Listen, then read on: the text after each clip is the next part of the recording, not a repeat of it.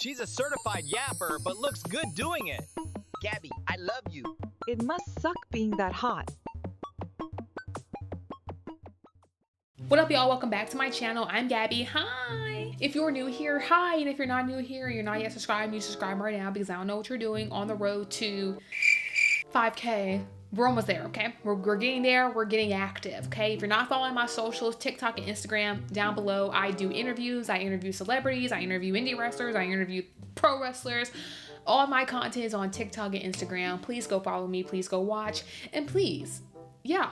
So last time we reacted to worst moments of 2003 and 2002 and 2001. So now we're doing 2004, okay? So yes, we're going down the line. We're going down the years of nostalgia. So let's get right to it. 2004. Very odd year for WWE. They were happy to try new things, but never stuck with them. It was the old 3 weeks rule, or you didn't become Steve Austin in less than a month. Now we're going to move on to what's next. The death of WCW definitely contributed because Vince McMahon felt like he had more room to breathe, and he also decided to push the envelope way too far. There are some terrible storylines that fall apart in front of your eyes. So as we are over 20 years removed, let's talk about the bottom of the barrel. I am Sam Miller. I have no hair. Let's go. Number 10, Tough Enough goes wrong. Now, it's only fair to say Kurt Angle was an injured mess during this, but still, it's not the best idea to tangle with a trained MMA fighter in a wrestling ring. That's the beauty of sports entertainment, you can pre-plan stuff. I don't think the Tough Enough concept helped. This is when WWE would take hopefuls and make them do weird challenges on SmackDown. A lot of these felt like humiliation. Maybe that's why one Daniel Puder was ready for war. It was the 4th of November 2004 though, and even before the show started, these rookies had been run into the ground. Had to go up and down the stairs, a whole wrestling training session. Again, I think WWE wanted them at their very worst. After the on-TV challenges, however, Angle invited one of the contestants to step in the ring with him for a real wrestle. And of course, Kurt was a gold medalist, so there should have been a whooping when Daniel put his hand up. Again, he'd been training since he was a kid. In the fracas, Puder was able to grab Angle's arm in a Kimura lock, and honestly, if Kurt hadn't have pinned his shoulders so referee Jimmy Corderas could do a fast count, who knows how this would have ended? That's a dangerous hold. You can snap somebody's arm. I would imagine Daniel Puder was at least putting some pressure on it. It of course didn't do anything for Dan, who was now public enemy number 1. Locker room was furious, even though he was just doing what he was told. Wrestling politics back then were weird. Angle lost it afterwards on the microphone to try and save face, I suppose, and then Puder got his ass kicked in the Royal Rumble as some sort of punishment. None of this was good because what message did it send to new folk? You're screwed no matter what, unless the powers that be choose you.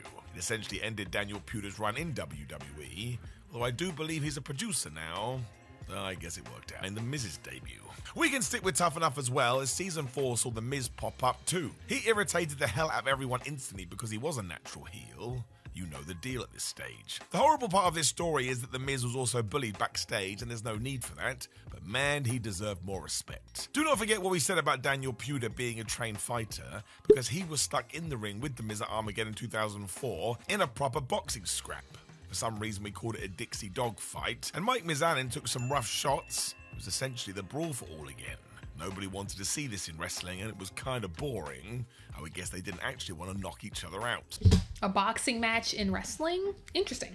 It ended after 3 rounds with Puder winning on points. I don't think Miz will be mentioning this when he gets inducted into the Hall of Fame. The whole Tough Enough idea felt spiteful, and just for the kicks of Vince McMahon and friends. At no point did it ever feel like they were looking for the next big superstar. Number 8, Kurt Angle's dart gun.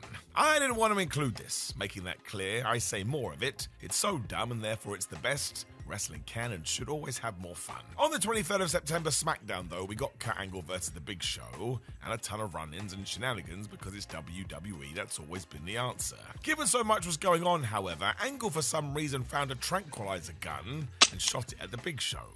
Of course, that meant that the big man passed out, and it's not the worst plan to take down a giant. It also meant Angle definitely should have been taken to jail. It got even more zany as Kurt and his heavy shaved The Big Show, so this was a bizarre plan. They had to have chatted about this backstage, and this is what they decided upon. I would say really though, the lowest part was the payoff. We just got to No Mercy when Luther Reigns and Mark Jindrak were banned from ringside under pain of losing their job, and show just won. Alright? I'm glad we did that. This probably would have worked had the match had some ridiculous stipulation attached. And it's bonkers Vince McMahon, of all people, didn't greenlight it. It was his favourite thing. Maybe he got out his creative juices with the knockout gun. I think the feud mostly just told the audience there wasn't going to be a lot of weight behind the new programs. We're just going to do them to do them. I, for one, still think the Tranquilizer should return. It's so silly it kind of does a full 180 and clicks. For me, anyway. But I am an idiot. Number 7, the Diva Search. You can sum this up easily.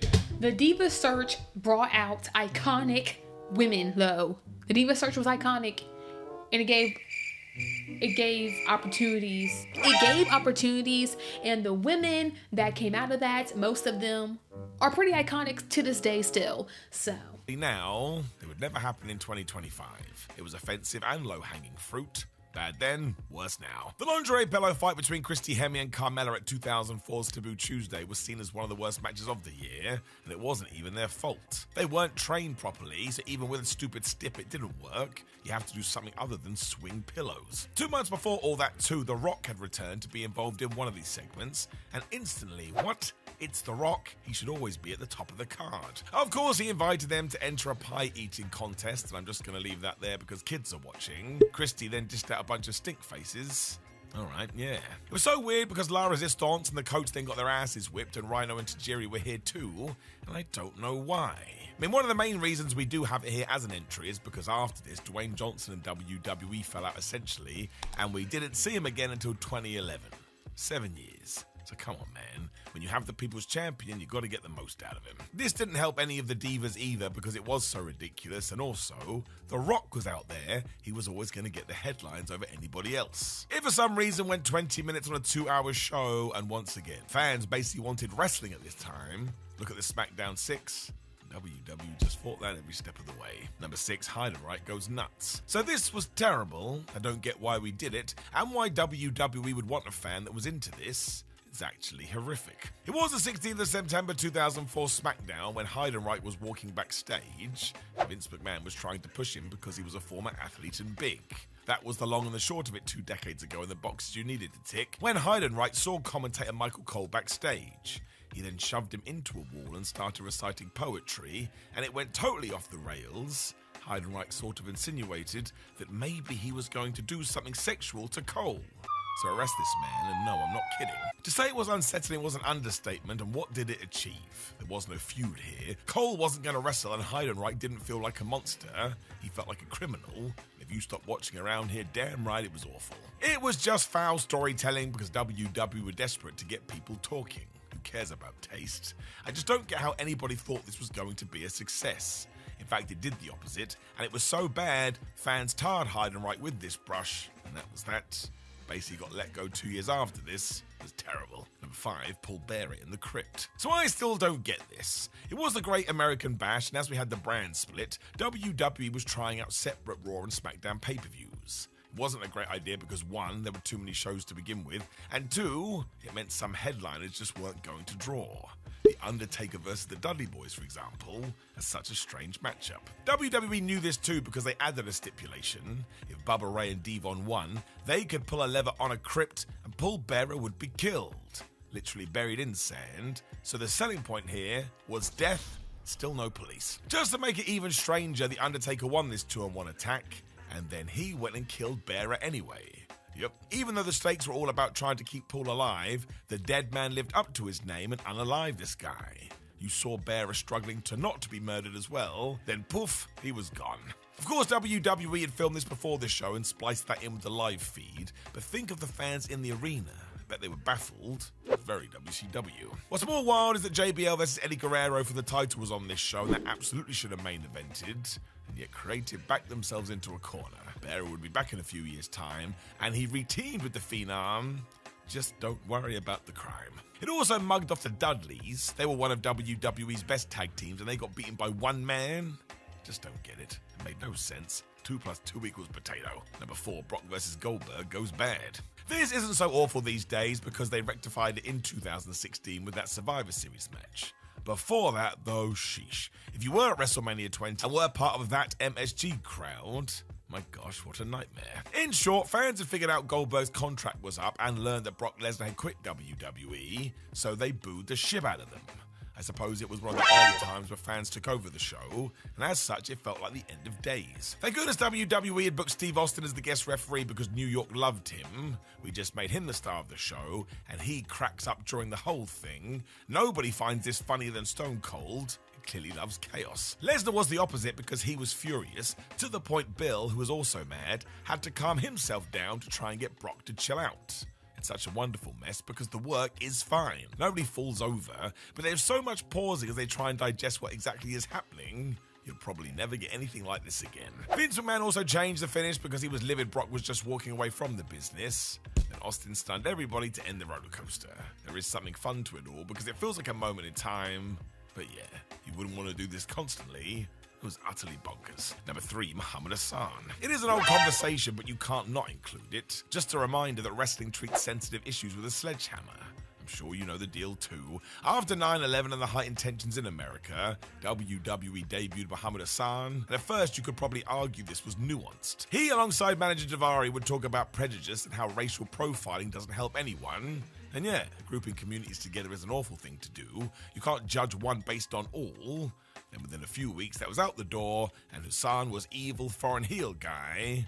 This was so bad, if you stop watching, I get it. Now, of course, a lot of this went down in 2005, including that awful SmackDown episode that featured a terrorist angle in July. But Muhammad debuted on the 13th of December 2004, and in hindsight, just don't. If you can't handle the sensitive nature of it, do anything else, but not Katie Vick. I suppose when you go back and watch it, it's just a sign of things to come, and Mick Foley, who was involved in this too, kind of underlines it. Just don't get what the long-term plan was. I do know it was not good. Number 2, Kane and Lita. So it's a trigger warning. I know people get annoyed at that term, which is ironic, but we all know what it means. Skip this if you don't want to get into bottom of the barrel content. I'll do my best to keep it as straightforward as possible, but that's also because I don't know how else to approach it. 21 years on, I still can't believe WWE did this, but on the 26th of July 2004, Lita got pregnant. Her boyfriend Matt Hardy was super happy when we learned that the father was Kane. It was then very heavily implied this happened after the Big Red Machine forced himself onto Lita.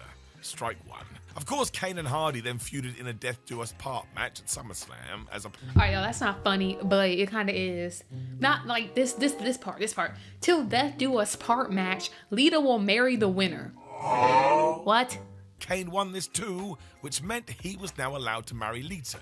That's strike 2. She didn't get a say in this apparently.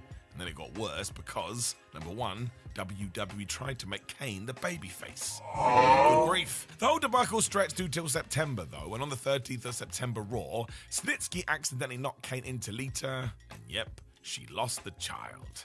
This of course led to segments in the hospital where Kane was beside himself, at Lita's bedside just crying his eyes out.